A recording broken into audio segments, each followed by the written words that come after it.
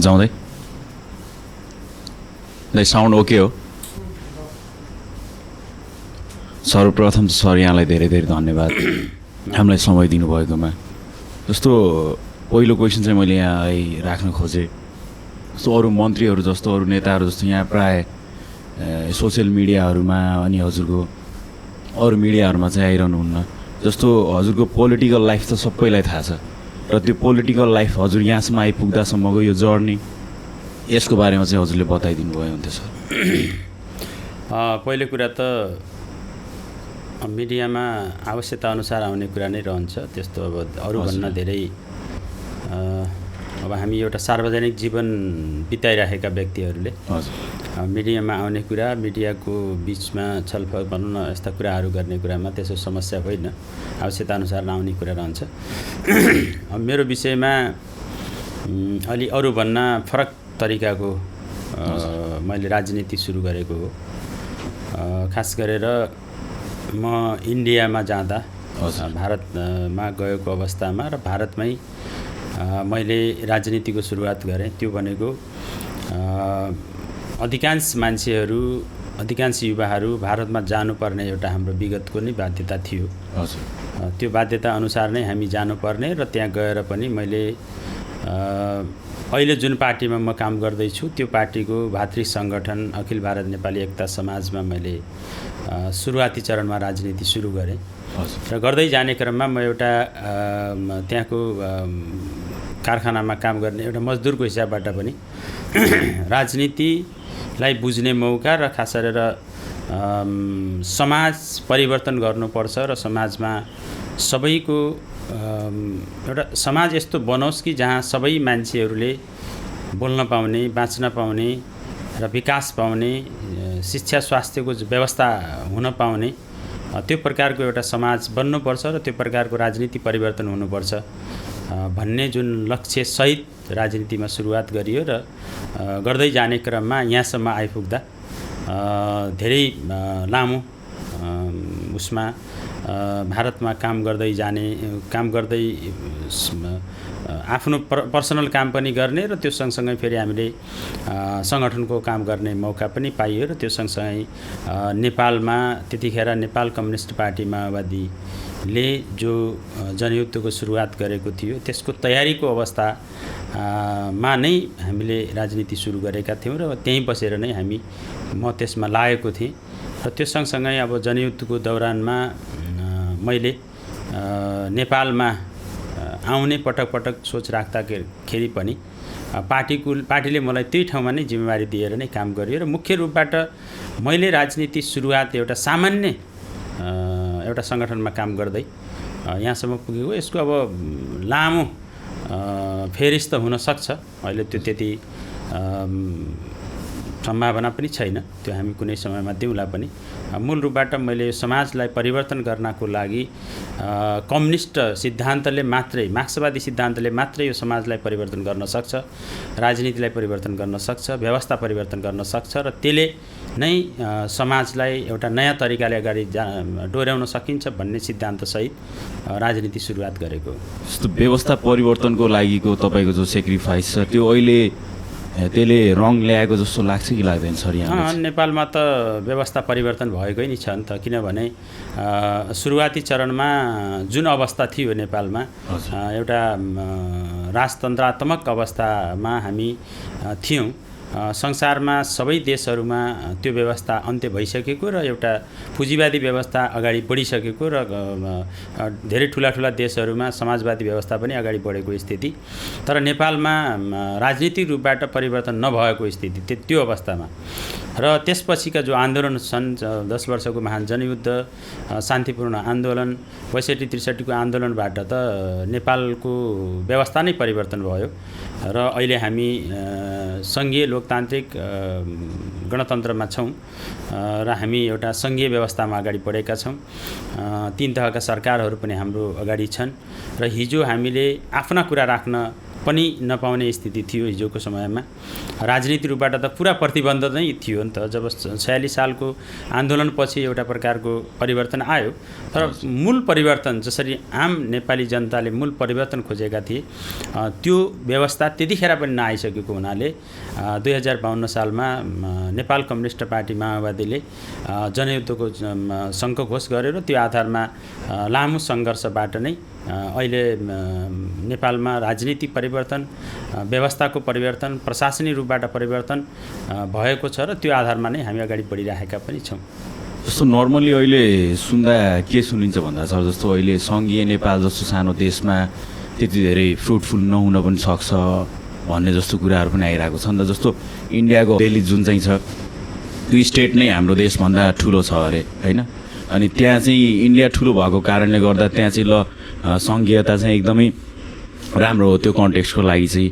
अनि हाम्रो देशको कुरा गर्दा चाहिँ अब मान्छेहरूले नर्मली जनरल एउटा भन्ने कुरा चाहिँ यो चाहिँ स्थानीय नेताहरूलाई, पालो नपाएका नेताहरूलाई पनि एउटा पालो दिने भयो, यसले चाहिँ धेरै प्रोग्रेसिभ वर्कहरू चाहिँ गरेका छैन भन्ने जस्तो कुरा आयो नि त बाहिर।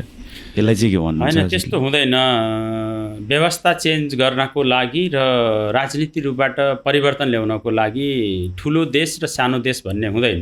त्यहाँका आम नागरिकहरूले के चाहन्छन्, त्यहाँको आम नागरिकले हिजो भइरहेको व्यवस्थालाई कन्टिन्यू गर्न चाहन्छन् या त्यो व्यवस्थालाई चेन्ज गर्न चाहन्छन् भन्ने कुरा नागरिकको विषय हुने भएको हुनाले यसमा ठुलो देश सानो देश भन्ने कुरा हुँदैन।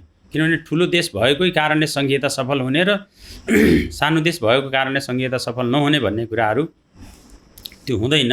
किनभने त्यो कुरा भनेको एउटा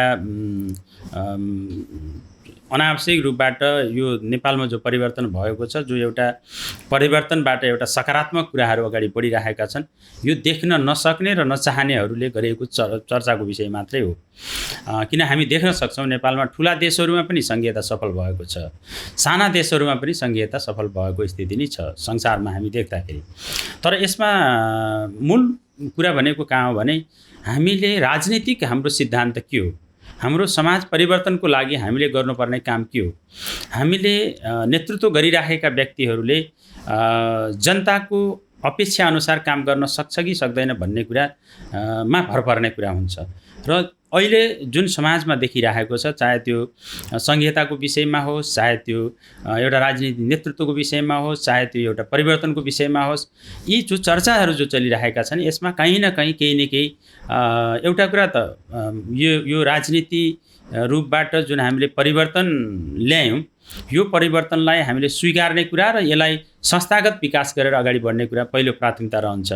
तर कहिलेकाहीँ यो गर्दै जाने क्रममा त्यति स्पिड नपकडेको कारणले जनतामा एउटा प्रकारको निराशा पैदा हुन्छ, एउटा कुरा। र दोस्रो कुरा के हुन्छ भने हामीले व्यवस्था परिवर्तन गऱ्यौँ, सङ्घीयतामा हामी आयौँ, सङ्घीयतालाई बुझ्ने र बुझाउने कुरा। एउटा पक्षले के बुझेको छ सङ्घीयता भने सङ्घीयता आइसकेपछि त यहाँ एकदमै जादुको छडी जस्तो विकास हुन्छ, चमत्कार हुन्छ भन्ने एउटा बुझाइ छ। र एउटा बुझाइ के छ भने सङ्घीयता आइसकेपछि त यो देशै रहँदैन र हाम्रो देश सानो देश छ, त्यो भएर हामीले यो काम के अरे अगाडि बढाउन सक्दैनौँ, यहाँ नेताहरूलाई पाल्नको लागि ल्याएको सङ्घीयता हो भनेर एउटा अर्को बुझाइ छ। यो दुइटै बुझाइ नै अति हो। सङ्घीयता भनेको नै नजिकबाट जनताको सेवा गर्ने एउटा व्यवस्था हो। त्यहाँ तपाईँले बोल्न पाउने कुरा, त्यहाँ तपाईँको आफ्नो साधन स्रोतलाई प्रयोग गर्न पाउने कुरा, प्रतिनिधित्वको कुराहरू, सत्तामा प्रतिनिधित्वको कुराहरू, यी सबै चिजहरू सङ्घीयतामा हुन्छन् र जो अहिले हामीले प्रयोगमा ल्याइरहेका छौँ 5 वर्षमा। त्यस कारणले पनि यसको बुझाइ एकरूपता आउनु जरुरी छ। राजनीतिक रूपबाट एकरूपतामा आउनु जरुरी छ सङ्घीयताको बारेमा, सामाजिक रूपबाट एकरूपतामा आउनु जरुरी छ, प्रशासनिक रूपबाट एकरूपतामा आउनु जरुरी छ। लामो समयसम्म एकात्मक व्यवस्थामा काम गरिरहेको हाम्रो मानसिकता 81 भन्न सङ्घीयतालाई स्वीकार्नेमा के अप्ठ्यारो मानिरहेको स्थिति देखिन्छ। तर सङ्घीयताले नै राष्ट्रको समग्र विकास गर्न सक्छ, यो कुरा त अहिले पुष्टि पनि भएको छ। एउटा म सानो उदाहरण दिन चाहन्छु। कोभिडको दौरानमा यदि हाम्रो देशमा सङ्घीयता, स्थानीय सरकार, प्रदेश सरकार नहुन्थ्यो भने हामी ठुलो सङ्कट बिहोर्नुपर्ने अवस्था आउन सक्थ्यो। एउटा सिडिओले नेपाल सरकारले तोकेको एउटा सिडिओले मात्रै सबै चिज समाधान गर्न सक्ने परिस्थिति थिएन। र त्यसले पनि के देखाउँछ भने सङ्घीयता आवश्यक हो, सङ्घीयताबाट नै विकास हुन सक्छ। र त्यसपछि अहिले हामी विकासका कुरा गर्दाखेरि म सुदूरपश्चिमको मात्रै एउटा उदाहरण दिन चाहन्छु। हिजो एकात्मक व्यवस्थामा 9वटा जिल्लाको सदरमुकाममा मात्रै एउटा कालोपत्रे सडक पुगेका थिए। अस्पतालको स्थितिमा हेर्दाखेरि हाम्रो सेती अस्पताल कति कमजोर अवस्थामा थियो र स्वास्थ्य कुरा, शिक्षाको कुरा, विकासको कुरा र यी सबै कुराहरूमा जुन प्रकारको विगतमा हाम्रो पहुँच थिएन, हामीले काम गर्न सकिरहेका थिएनौँ। तर आज त्यो कुरा हामीले कमसेकम पुरा गर्न सकिरहेका छौँ। सडक कालोपत्रे गर्नेदेखि लिएर गाउँ गाउँमा सडक पुर्याउने कुराहरू, स्वास्थ्यमा जनताको पहुँच पुर्याउने कुराहरू र यहीँ उपचार गर्ने व्यवस्थाका कुराहरू लगायतका यी चिजहरू सङ्घीयता भएको कारणले नै सफल भएको हो। त्यसकारण सङ्घीयताप्रतिको जुन भ्रम छ त्यो गलत छ र सङ्घीयताले नै यो देशलाई विकास गर्न सक्छ र हामी गर्नुपर्छ। यसको जो दुईटा अति बुझाइ छ, यो बुझाइलाई एकरूपताको साथ अगाडि बढाउन सकियो भने हामी सफल हुन्छौँ र सफल पनि भएका छौँ। किन काठमाडौँमा जान नसक्ने, विकास माग्नको लागि जान नसक्ने व्यक्ति कमसेकम धनगढीमा, प्रदेशको राजधानीमा आउन सक्छ। त्यसकारणले नै विकास तीव्र गतिमा अगाडि बढ्छ र आम जनताको चाहना पनि त्यही नै हो। सो यहाँको धारणा अनुसार चाहिँ अहिलेको आवश्यकता हो, यो चाहिँ आवश्यकता हो। त्यसकारणले जनताले यो सङ्घीयता अपनाएका छन्, राजनीति रूपबाट, प्रशासन रूपबाट अपनाएका छन्। तर हाम्रो काम गर्ने शैलीमा परिवर्तन आउनु जरुरी छ। किनभने सङ्घीयता अनुसारको हामीले आफूलाई तयार गर्ने कुरा, हामी आफू तयार भयौँ भने पो त नयाँ चिजलाई हामी ग्रहण गर्न सक्छौँ र नयाँ चिज अनुसारको काम गर्न सक्ने स्थिति हुन्छ। जब हामी आफूलाई एकात्मक सोच अनुसार अगाडि बढ्ने र अरूको लागि मात्रै सङ्घीयता हुनुपर्छ या हुनुहुन्न भन्ने कुरा जो भन्छन् त्यो गलत कुरा हुन जान्छ। जस्तो हाम्रो पडकास्टको फर्मेट भनेको ठ्याक्कै हजुरको पोलिटिकल लाइफ त अरू मिडियाहरूले पनि लिइरहेको हुन्छ। हाम्रो चाहिँ एसेन्स भन्नाले चाहिँ हजुरको जीवनीलाई चाहिँ बाहिर ल्याउने हो कि मुख्य मन्त्रालयसम्मको यो यात्रा चाहिँ के कस्तो थियो भन्नाले, जस्तो हजुर इन्डिया जानुभयो, इन्डिया काम गर्नुभयो त्यहाँ चाहिँ होइन, अनि त्यहाँ चाहिँ हजुरले के काम गर्नुभयो, अनि त्यहाँ जानुभन्दा अगाडि चाहिँ आफ्नो जीविकोपार्जनका लागि के गर्नुहुन्थ्यो, यो कुराहरूले हजुरले भनिदिनु भयो भने अरूलाई पनि प्रेरणा हुन्थ्यो। सर प्लिज यो चाहिँ अब यसमा यो अलि बढी लामो नै हुन्छ। यति अहिलेलाई सर्टकटमा समराइज गर्दा समयको अभाव पनि हुनसक्छ र पछि पनि त्यो गरौँला होइन। अब यो खासरी के हो भने मैले अघि सुरुवातमा भने म जतिखेर पढ्ने मेरो अवस्था थियो त्यतिखेर हाम्रो गाउँघरमा हामी बस्ने ठाउँमा खासरी र स्कुलको पनि राम्रो व्यवस्थापन नभएको अवस्थामा, आर्थिक रूपबाट पनि त्यति धेरै व्यवस्थित नभएको अवस्थामा र गाउँघरमा सबै मान्छेहरू अथवा हामी त्यतिखेरको हाम्रो उमेरका मान्छेहरू अधिकांश भारत जानुपर्ने एउटा बाध्यता पनि थियो र बढी बाध्यता र केही फेरि गएर फर्केर आउँदाखेरि जुन अलि व्यवस्थित भएको देख्छन् त्यो देखेर पनि जाने एउटा परिस्थिति त्यतिखेर थियो र अहिले पनि गाउँघरमा धेरै हदसम्म त कम भएको छ, तर अहिले पनि त्यो कहीँ हामी देख्छौँ। र त्यस्तो अवस्थामा हामी भारत गयौँ र भारत जाँदाखेरि हामीले जो नर्मली कामहरू हुन्छन्, खास गरेर कारखानामा काम गर्ने कुरा, सुरुवाती चरणमा हामीले घरमा काम गर्ने कुरा, जे पाइन्थ्यो त्यो आधारमा नै हामीले काम गर्दै आयौँ र 2-3 वर्षसम्म त मैले काम गर्दै जाने क्रममा त्यसपछि मैले भने हाम्रो अखिल भारत नेपाली एकता समाजका केही साथीहरूसँग मेरो भेटघाट पनि भयो र त्यो भइसकेपछि उहाँहरूले कम्युनिस्टको बारेमा, मार्क्सवादको बारेमा र समाज रूपान्तरणको बारेमा कुराकानी छलफल गरिसकेपछि त्यो विचार ठिक छ भनेर हामी अगाडि बढ्यौँ। म अगाडि बढेँ र म काम गर्दै जाने क्रममा खास गरी म बम्बईमा हुँदाखेरि म पन्जाबमा पनि बसेँ र पन्जाबमा बस्दाखेरि त्यति राजनीतिक रूपबाट उमेरको हिसाबबाट म सानै थिएँ, त्यस कारणले राजनीति धेरै चासोको विषय पनि थिएन। तर जब म बम्बई गइसकेपछि कारखानामा काम गर्ने भइसकेपछि अहिले मान्छेले भन्छन् भने म कारखानामा चौकीदारीको काम पनि गर्थेँ र कारखानामा अलि राम्रो भित्र मेसिन चलाउने काम पनि गर्थेँ। पछि 2 ठाउँमा मैले काम गरेको थिएँ त्यहाँ र यो अवस्था त्यतिखेरको त्यो अवस्थामा मैले एउटा सुरुदेखि नै समाजमा परिवर्तन हुनुपर्छ, हिजोको जुन हाम्रो समाज थियो, जो समाज हामीले पढ्न चाहे पनि पढ्न नपाउने, काम गर्न चाहेपछि काम गर्न नपाउने, भनौँ न समाजमा विकास नभएको, फेरि हाम्रो गाउँ भनेको सदरमुकामको नजिकको गाउँ भएर पनि हामीले कुनै विकास पाएको स्थिति थिएन यही डोटीमा। र यसमा चेन्ज ल्याउनुपर्छ र परिवर्तन ल्याउनुपर्छ भन्ने सोच त सानैदेखि थियो। तर त्यस्तो संस्थासँग जोडेको म मुम्बई गएर मात्रै, मलाई लाग्छ मेरो 17-18 वर्षको उमेरमा नै म संस्थासँग जोडेर गएँ। तर मैले निरन्तर मेरो आजसम्मको राजनीति यात्रा सुरुवातदेखि अहिलेसम्मको मलाई लाग्छ 45-46 सालतिर मैले सुरुवात गरेको हुँ। त्यो अवस्थामा म निरन्तर मेरो यात्रा जारी छ। मेरो स्पिड कहिलेकाहीँ हुन्छ नि त एकदम हाईमा जाने, त्यसपछि लोमा जाने पनि हुँदैन र एकदमै कमजोर अवस्थामा पनि हुँदैन। मेरो आफ्नो एउटा पार्टीप्रतिको एउटा अनुशासन, पार्टीको नीतिलाई, सिद्धान्तलाई आत्मसात गर्ने, निरन्तर अगाडि बढ्दै जाने क्रममा म 61मा खास गरेर म पहिले नै आउन चाहेको थिएँ भारतबाट। तर पार्टीकै नीति निर्देशनमा मैले त्यहीँ बस्नुपर्ने, त्यहीँबाट पार्टीलाई सहयोग गर्नुपर्ने। 2052 सालको जनयुद्धको सुरुवाती चरणमा म नेपालमै थिएँ त्यतिखेर। तर हाम्रो क्षेत्रमा त्यतिखेर सुरुवात भएको थिएन, अरू क्षेत्रमा सुरुवात भएको थियो। तर तयारीको अवस्थामा हामीले त्यतिखेर जो कमाइ गर्थ्यौँ, खास गरेर हामीले जो जागिरी गरेर जो हामीले कमाइ हामीसँग प्राप्त हुन्थ्यो, त्यसको एक हिस्सा, आधा हिस्सा हामीले युद्धको तयारीमा लगाउँथ्यौँ, लगाए पनि थियौँ हामीले। त्यो आधारमा मलाई अब प्रवासमा नै जिम्मा दिएर पार्टीले त्यही नै राख्यो र 61 सालमा म स्वदेश फर्केँ। 62 सालदेखि मैले ड्युटीको जिम्मेवारी सम्हालेर आएँ। त्यसको कुराहरू तपाईँले अरू ठाउँमा पनि पाउनुहुन्छ, यो डिटेलमा पछि उसलाई मिलाउनु गर्न सक्नुहुन्छ। र 62 सालदेखि म निरन्तर ड्युटीको जिम्मेवारीमा, ड्युटीको पार्टी सम्हाल्ने जिम्मेवारी थियो। र 64 सालमा म पहिलोचोटि चुनाव लडेको थिएँ, जो हाम्रो पार्टी शान्ति प्रक्रियामा आइसकेपछि। पहिलो चुनाव मैले जित्न सकेन, त्यतिखेर हाम्रो ड्युटीमा त्यति सङ्गठन व्यवस्थित थिएन र हामी पनि जिम्मेवार मान्छेहरू बाहिर थियौँ, त्यस कारणले पनि। र त्यसपछि 70 सालको निर्वाचनमा पनि मैले पराजय भोग्नुपर्ने स्थिति बन्यो, किनभने चुनाव लड्ने भन्ने कुरा धेरै अप्ठ्यारो विषय पनि थियो।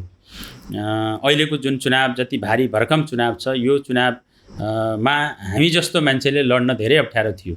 तैपनि 2 चोटिसम्म चुनाव लडेर पनि हार बिहारले पनि मैले राजनीति छोडेन र जनताको बिचमा जान छोडेन। फेरि मैले ड्युटीको जनताको बिचमा हारेर पनि मैले गर्ने कामहरू, मेरो हातबाट हुने कामहरू र मैले गर्ने जुन विकासका कुराहरू छन् समग्र ड्युटीको विकासको लागि, त्यसमा निरन्तर नै म अगाडि बढेँ। र त्यो हुँदै जाँदाखेरि अब 74 सालमा निर्वाचन जितियो। निर्वाचन अब संयुक्त रूपबाट चुनावमा हामी भाग लियौँ र निर्वाचन जितेर त्यही अनुसार नै 74 सालमा नै पार्टीले मलाई यो जिम्मा दियो।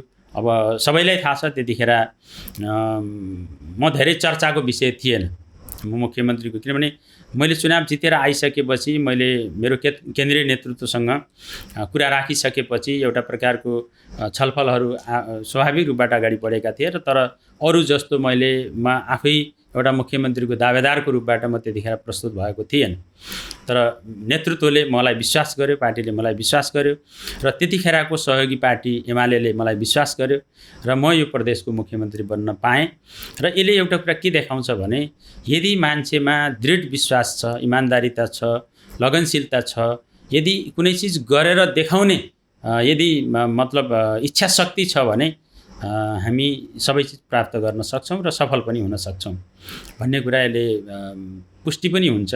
किनभने जुन धरातलबाट मैले राजनीति सुरु गरेर यहाँसम्म पुगेँ त्यो भनेको मलाई लाग्छ अलि अरूभन्दा फरक नै हो। किनभने राजनीति भनेको कि त खानदानी रूपबाट भनौँ न पहिलेदेखि नै राजनीति बुवा बाजेदेखि नै राजनीति गर्दै आएको मान्छे यहाँसम्म पुग्छ, कि त अलि बढी सम्पत्ति भएको मान्छे, बढी पहुँच भएको मान्छे यहाँसम्म पुग्छ। तर म यहाँसम्म पुग्नको लागि एउटा सामान्य रूपबाट, फेरि कम्युनिस्टको एउटा सिद्धान्त पनि के हो भने कमजोर वर्गलाई, जो एकदमै भनौँ न कमजोर छ त्यसलाई माथि ल्याउने नै कम्युनिस्टको सिद्धान्त भएको हुनाले नै त्यो सिद्धान्त अनुसार पनि मैले यो ठाउँमा पुग्न सफल भएको हो। जस्तो सर त्यो हजुरको पोलिटिकल ब्याकग्राउन्डको कुरा भयो, जस्तो परिवर्तनको कुरा पनि भन्नुभयो हजुरले। हजुरको बाल्यकालको कुरा गर्नुपर्दा अनि अहिलेको कुरा गर्नुपर्दा परिवर्तन त धेरै नै भएको छ होइन, यो चाहिँ हजुरले अहिले भन्नुहुन्छ। अनि इफ आई एम नट रङ मैले हजुरलाई एउटा कुरा राख्न चाहेँ, मैले धेरै पहिले देखा पोस्ट हो यो चाहिँ होइन। जस्तो त्यो पोस्टमा चाहिँ मैले के देखाएको थिएँ भन्दा जस्तो हजुर इन्डिया बसेर काम गर्नुभयो होइन, अनि हजुरले चाहिँ के भन्नुभएको थियो त्यसमा चाहिँ जस्तो म इन्डिया गएर बसेँ त्यहाँ, अब चाहिँ युवाहरूलाई चाहिँ सकेसम्म नेपालमै राख्ने, यहीँ के गराउँछु भन्ने जस्तो कुरा राख्नु भएको थियो हजुरले, मैले कहीँ कतै देखेको पोस्ट। के त्यो परिवर्तन भएको हो त सर अहिले इन्डिया जान? त्यो कुरा एउटा हाम्रो लक्ष्य हो होइन। हामीले मुख्यतः म मुख्यमन्त्री भइसकेपछि एउटा प्रकारको एउटा सामान्य उसबाट आएको व्यक्ति पनि यो ठाउँमा पुग्न सक्छ भन्ने कुरा भइसकेपछि अरू ठाउँभन्दा अरू नेताभन्दा म प्रति यहाँको युवाहरूको, यहाँको आम नागरिकको बढी आशा थियो र छ पनि, अहिले पनि छ। त्यो आशा मरिसकेको स्थिति होइन। राजनीति भनेको लामो समयसम्म गर्ने कुरा हो नै हो। र त्यतिखेर मैले एउटा कुरा के राखेको थिएँ भने मैले अधिकतम यो प्रयास गर्नेछु कि भारतमा बाध्यतावश जानु नपरोस्।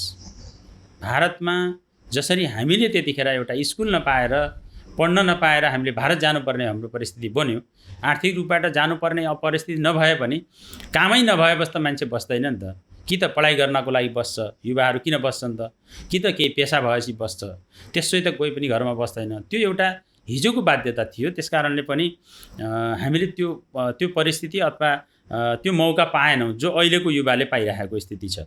र मैले त्यो सन्दर्भमा के भनेको थिएँ भने म मुख्यमन्त्री भइसकेपछि मेरो प्रदेशमा अधिकांश ठाउँहरूमा बढीभन्दा बढी पहल मेरो के हुनेछ, पहिलो पहल के हुनेछ भने बाध्यतावश भारत जानु नपरोस्।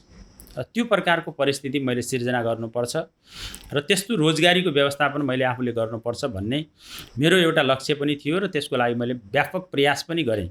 तर 4 वर्षकै दौरानमा, 4.5 वर्षकै दौरानमा त्यो सम्भव छ कि छैन भनेर हेर्दाखेरि नेपालमा राज्य सत्ता सञ्चालन भएको वर्षौँ भइसकेको छ होइन। लगभग 78 वर्षभन्दा पहिलेदेखि हाम्रो देशमा एउटा व्यवस्था चलिरहेको छ र लोकतन्त्र आएको पनि 2046 सालपछि एउटा प्रजातान्त्रिक रूपबाट हाम्रो मुलुक अगाडि पनि बढिरहेको छ, लोकतान्त्रिक रूपबाट।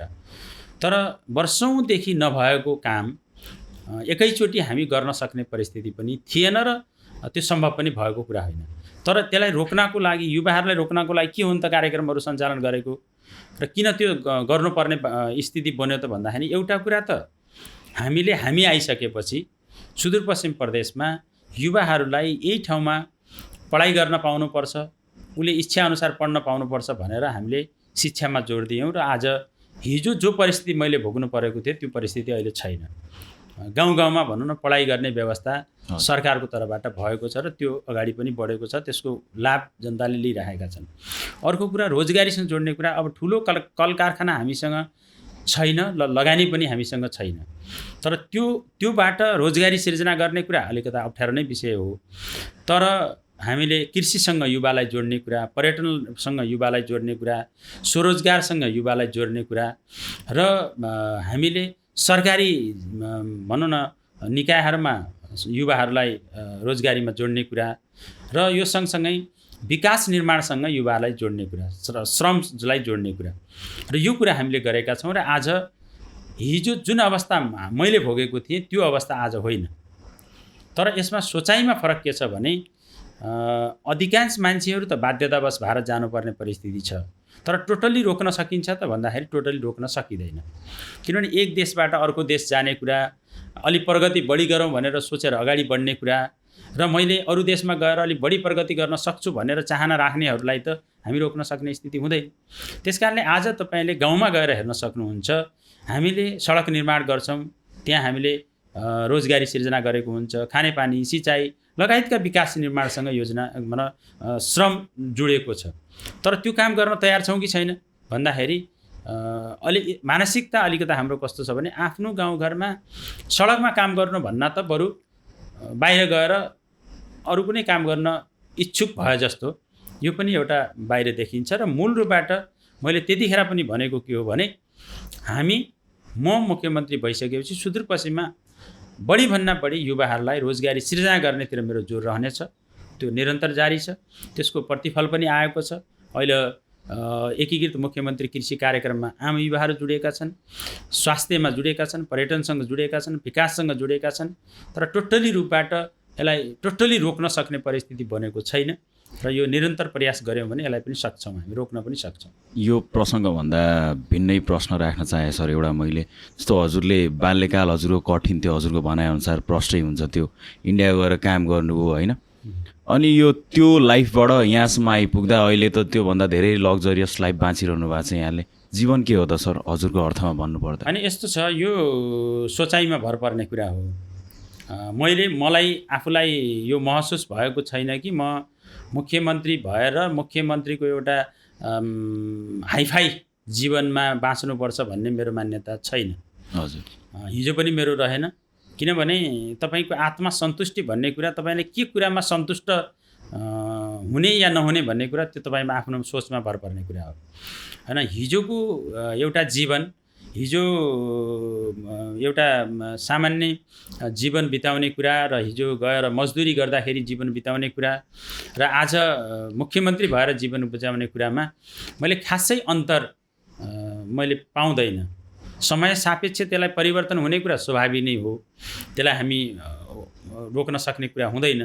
तर यसमा मलाई लाग्दैन र म यो प्रदेशको मुख्यमन्त्री भएको हुनाले मैले आफ्नो रहन सहन लावै खावै अलि बढी तडक भडक गर्नुपर्छ भन्ने कुरा मलाई लाग्दैन, त्यो हुनु पनि हुँदैन। किनभने हामी आफूलाई सबै परिस्थितिसँग जुझ्नको लागि तयार गरिराख्नुपर्ने हुन्छ। हिजो हामी कमजोर अवस्थामा थियौँ, हामी कमजोर अवस्थामा हुने क्रममा जुन जीवन बिताइरहेका थियौँ त्यसैमा हामी सन्तुष्ट थियौँ।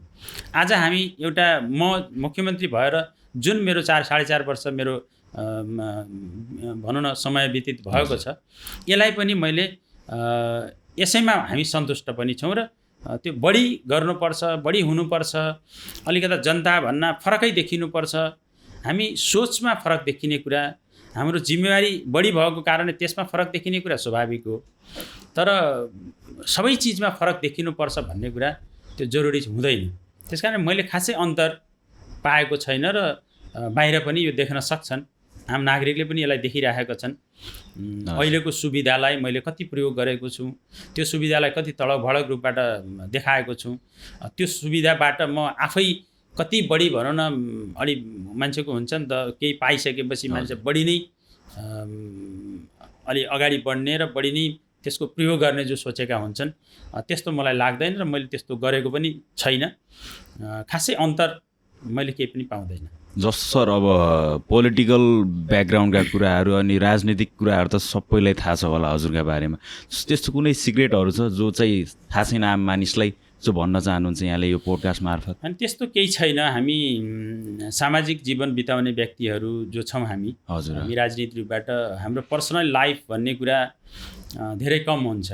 हजुर, किनभने हामी एउटा सामाजिक उसमा गइसकेपछि, एउटा सामाजिक जिम्मेवारी लिइसकेपछि हाम्रो लाइफ भनेको हाम्रो जीवन, हाम्रो क्रियाकलाप, हाम्रो काम कर्तव्य सबै समाजको लागि नै गर्नुपर्छ भन्ने मेरो मान्यता हो। अहिले समाजमा राजनीतिलाई दुई तरिकाले प्रयोग गरिरहेका छन् मान्छेले। एउटा यसलाई व्यावसायिक रूपबाट धेरै ठाउँमा असफल भइसकेपछि राजनीतिमा आउनुपर्छ र 81 सफल हुनुपर्छ भन्ने एउटा मानसिकता, नराम्रो मानसिकता होइन। पार्टीभित्र पनि पुरै जाल झेल षड्यन्त्र चाकरी गरेर अगाडि बढ्ने एउटा मानसिकता पनि छ र पार्टी बाहिर पनि सामाजिक जीवन प्राप्त गरिसकेपछि र सामाजिक पद प्राप्त गरिसकेपछि त्यसलाई पनि त्यही अनुसार प्रयोग गर्ने र एउटा राजनीतिलाई व्यावसायिक रूप दिने पनि एउटा चिन्तन छ। तर एउटा के हो भनेपछि राजनीतिमा लागिसकेपछि एउटा सेवा गर्नुपर्छ अरूको लागि। हामीले आफ्नो जीवन अरूको लागि नै राख्नुपर्छ र अरूको लागि काम गर्नुपर्छ भन्ने एउटा राजनीतिक मूल उद्देश्य हो। त्यसकारणले हाम्रो कुनै त्यस्तो राजनीति भन्न बाहिर छुट्टै त्यस्तो केही पनि हुँदैन, छँदा पनि छैन। र मलाई याद आउँछ एकचोटि हामी सानै छँदा गाउँघरमा बच्चा छँदाखेरि मैले यसो खेल्दै जाने क्रममा यो राजनीतिका विषयहरू त्यहाँबाट नै सुरु हुन्थ्यो कि, त्यहीँबाट नै हामीले सुरु गर्थ्यौँ कहिलेकाहीँ।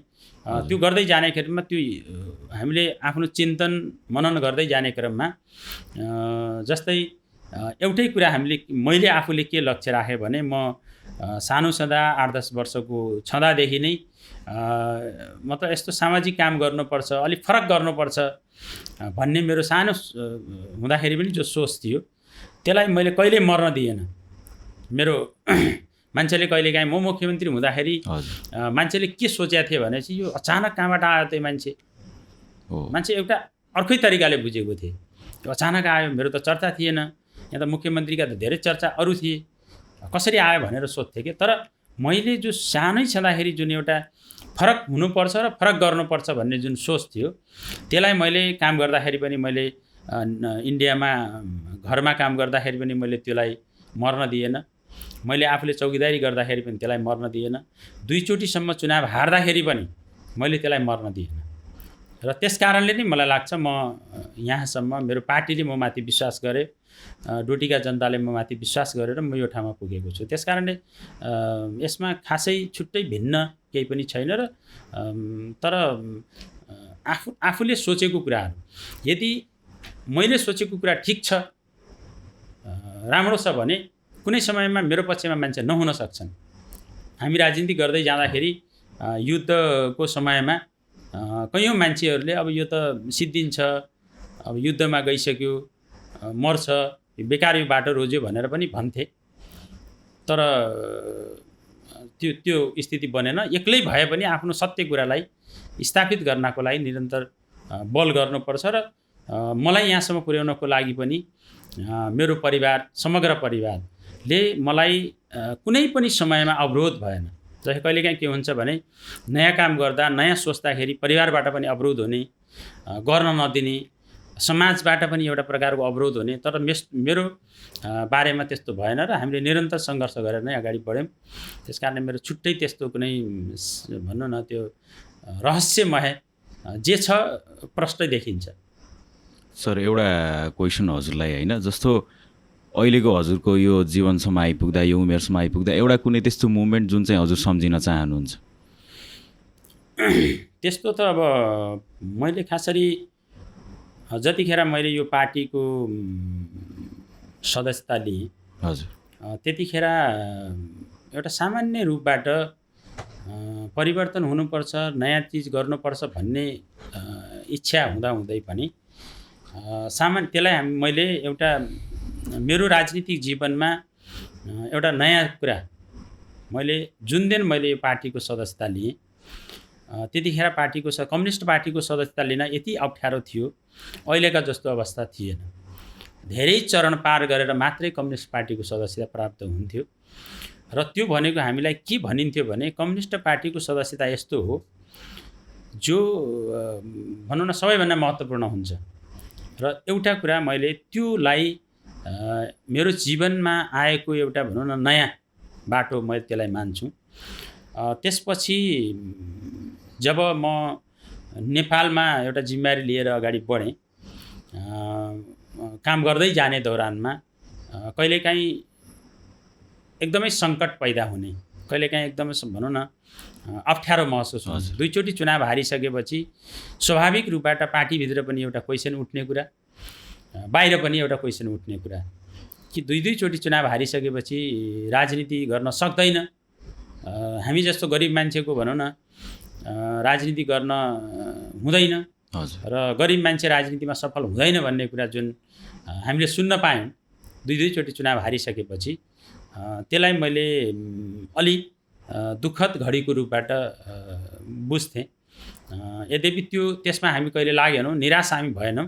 तर मूल कुरा के हुन्छ भने नेपालको सन्दर्भमा राजनीतिमा सफल हुनको लागि जो अहिलेको जुन तिक्रमबाजी छ त्योभन्दा फरक तरिकाले राजनीति सफल गर्नुपर्छ भन्ने मेरो हृदयबाट नै त्यो कुरा मैले सोचिराख्ने र त्यो कुरा गरेर नै आज म यो ठाउँमा पुगेको भएको हुनाले राजनीतिको पहिलो जुन पार्टीको सदस्यता पाउने कुरा नै जुन थियो त्यो नै मेरो एउटा पर्सनल लाइफबाट सामाजिक लाइफमा ल्याउने एउटा भनौँ न स्मरणीय दिनको रूपबाट मैले त्यसलाई बुझिरहेको छु। जस्तो अहिलेको युवाहरूको कुरा गर्नुपर्दा सर धेरै जस्तोहरू अवसर नपाएर निराश भएर बसिरहेका छन्। हजुर मुख्यमन्त्रीको नजरले नहेरेर एउटा बुवाको नजरले चाहिँ यङ्स्टरहरूलाई चाहिँ के कस्ता सल्लाह सुझाव अनि तपाईँको कार्यकालमा चाहिँ तपाईँले के चाहिँ गर्नुभयो त युवाहरूका लागि र अब के गर्ने प्लान बनाउँदै हुनुहुन्छ त?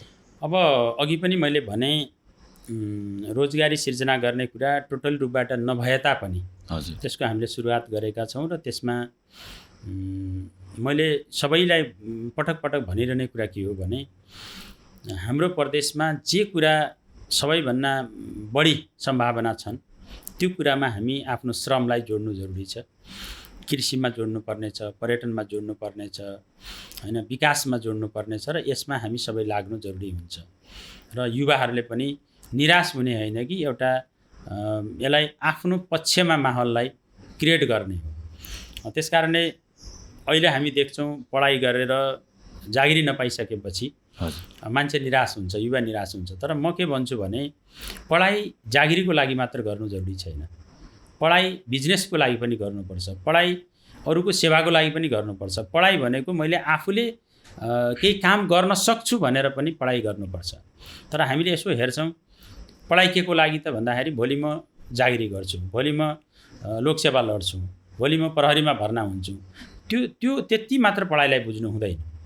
त्यही भएर निराश किन हुन्छ त मान्छेले? तपाईँले 2-4वटा विकल्प सहित तपाईँले आफ्नो अध्ययनलाई अगाडि बढाउनु भयो भने कुनै न कुनै विकल्पमा तपाईँ सफल हुनुहुन्छ।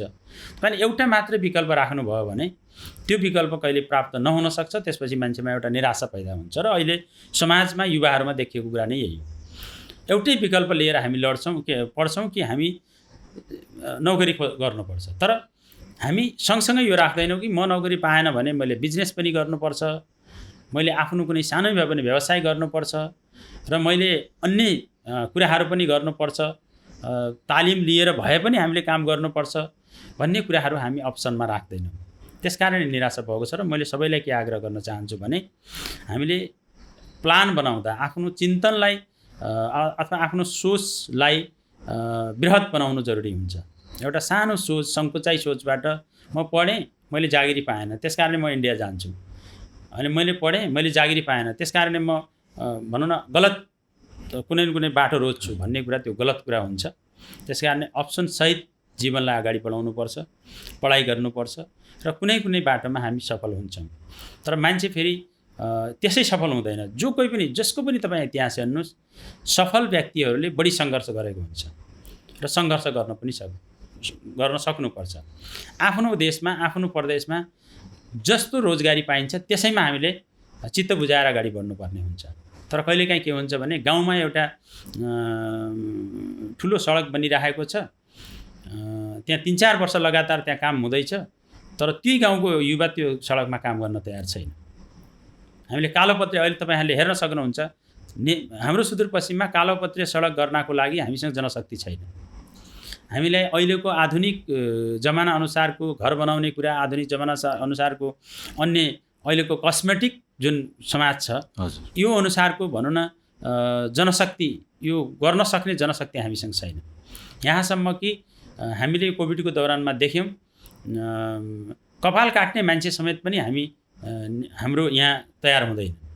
सिलाइ कटाइका कुरा गर्छौँ, आधुनिक समय अनुसारको एउटा सिलाइ कटाइ गर्ने मान्छे हामीसँग छैन। त्यसकारण यतापट्टि हामी जानु जरुरी छ। मात्र खाली पटक पटक रोजगारी छैन त्यसकारणले हामी भन्ने भन्दा पनि जे कुरा अहिले हाम्रो अगाडि छ त्यसैलाई अपनाएर अगाडि बढ्ने कुरा नै उपयुक्त हुन्छ। यसमा निराशा पैदा हुनुपर्ने जरुरी हुँदैन र सङ्घर्षशील जीवनमा सङ्घर्ष गर्दै अगाडि बढ्यो भने हामीले सफल हुन्छौँ र सफल भएर पनि सबै अगाडि देखि पनि राखेको हुन्छ। पक्कै पनि यो कुराहरू इन्स्पायरिङ हुनेछन् सर। हजुरले हामीलाई 7 बजीसम्मको समय भन्नुभएको थियो। सो जाँदा जाँदै वान लास्ट क्वेसन हजुरलाई, हजुरको 4 वर्षको अहिलेसम्मको यो कार्यकालमा तपाईँले गर्नुभएको एउटा महत्त्वपूर्ण काम जुन चाहिँ सम्झिन चाहनुहुन्छ र भन्न पनि चाहनुहुन्छ आम जनतालाई? अब यसको कुरा भनेको मैले अब यसको बारेमा हामीले 4.5 वर्षसम्म के गऱ्यौँ भन्ने कुरा त हामी अब त्यसलाई लिपिबद्ध गरेर नै बाहिर ल्याउँछौँ नै, त्यतिखेर नै धेरै चिजहरू थाहा हुन्छ। तर मैले यो 4 वर्षको दौरानमा कृषिको क्षेत्रमा हामीले धेरै परिवर्तन ल्याएका छौँ। एउटा सानो उदाहरण म भन्छु। मैले मुख्यमन्त्री हुँदै जाने क्रममा कृषि अथवा बिउ हामीले बाहिरबाट खरिद गर्नुपर्ने परिस्थिति थियो। हजुर। र अहिले हामी बिउमा आत्मनिर्भर भएका छौँ।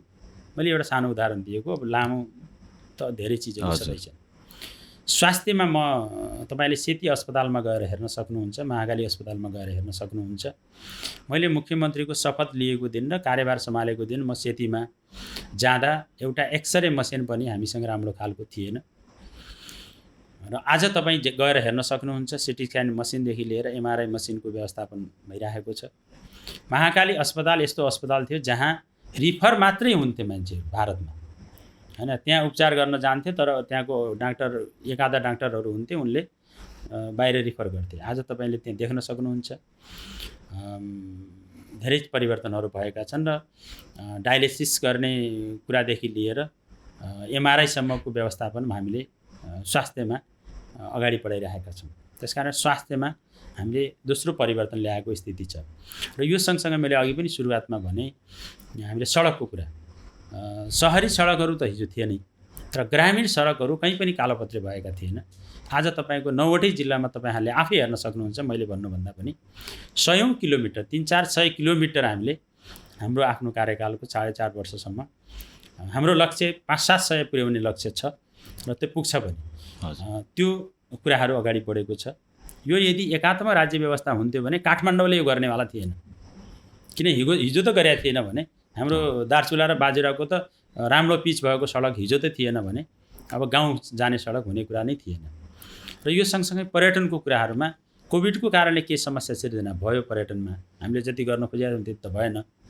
तर पर्यटकीय एउटा भनौँ न गृहयोजना तयार गरेर हाम्रा जुन पर्यटकीय राम्रा स्थलहरू छन्, जस्तै खप्तड भयो, बडीमालिका भयो, रामरसन, शुक्लाफाँटा लगायतका धेरै चिजहरू छन्।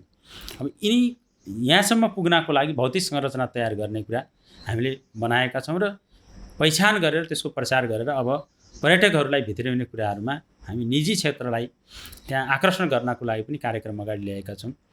र यो सँगसँगै स्वास्थ्यकै सेक्टरमा अल्ट्रासाउन्ड कार्यक्रम, जो हाम्रो ग्रामीण अल्ट्रासाउन्ड, जो गर्भवती महिलाहरूको चेक जाँचको लागि 88वटै स्थानीय तहमा सबैभन्दा राम्रो लाखौँ महिलाहरूको सुरक्षित भनौँ न गर्भवती भएको अवस्थामा जुन सङ्कट, जुन अप्ठ्यारो, चेक जाँच नभएकै कारणले अप्ठ्यारो सिर्जना गर्नुपर्ने, कहिलेकाहीँ त दुःखद घटना पनि हुने जुन कुरा छ, यसलाई हामीले रोक्न सफल भएका छौँ। लगायत धेरै चिजहरू यस्ता छन् जो हामीले शिक्षामा, स्वास्थ्यमा, कृषिमा, जडीबुटी उत्पादनदेखि र प्रशोधनका कुराहरू र ऊर्जाकोमा पनि हामीले लगभग 15 देखि 20 मेगावाट विद्युत उत्पादनको लागि तयारी अवस्थामा पुगेका छौँ र अब सञ्चालन गर्ने परिस्थितिमा छौँ, साझेदारी या एकल रूपबाट। यो अवस्थामा यी चिजहरू हामीले गरेका छौँ र यसको परिणाम आउँदैछ। फेरि कयौँ चिज यस्ता हुन्छन् जो 4 वर्षभित्रै पुरा हुन सक्ने चिज हुँदैन। त्यो भएको हुनाले यी कुराहरू अलि विशेष खालका कुराहरू हामीले गरेका छौँ र यसको अतिरिक्त अन्य कुराहरू पनि छन् जो विस्तृत रूपबाट पनि हामी बाहिर आउँछ नि देख्न पाउँछन् आम नागरिकहरूले। धेरै धेरै धन्यवाद सर, यहाँलाई हामीलाई समय दिनुभएकोमा। धन्यवाद छ तपाईँलाई।